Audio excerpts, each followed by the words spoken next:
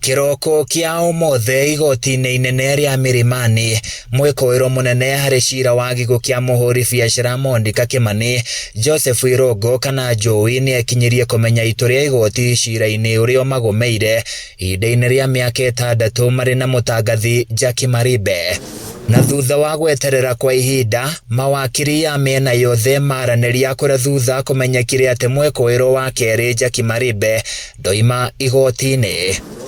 Kuringana na wakiri wake KATWA KIGEN, Maribe ni ateng'eririo thibitari thutha wake kurwara ndwari ya hinahi mbere ya ihinda rikinyite riake gwikinyia mbaũ-ini na aha niho thabari ya itu ria igoti itiririo. Even as we adjourn this matter, we'll all be well informed the reason why we are adjourning it, and of course be well informed that the judgment is ready, and I was very ready to deliver it.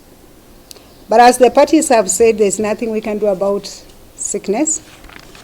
And from where I sit, I'm unlikely to deliver this judgment virtually for several reasons. There was no provision made for virtual delivery today. Mwena wa thitango na mawakiri a Jowie matinaregana na ihoya kuri igoti kuheana gwa itua riri gutirio nginyagia riria mucirithania ekuheana muthenya wa kuheana itua riri.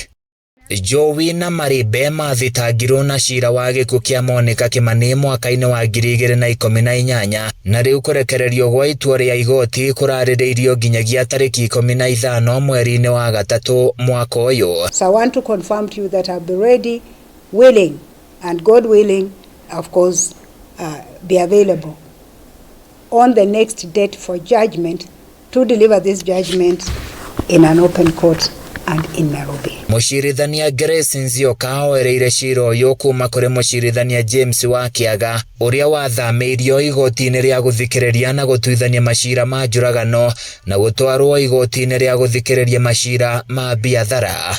Handu-ini ya Kameme TV ni njitagwo Francis Mwangi wa WAWIRA.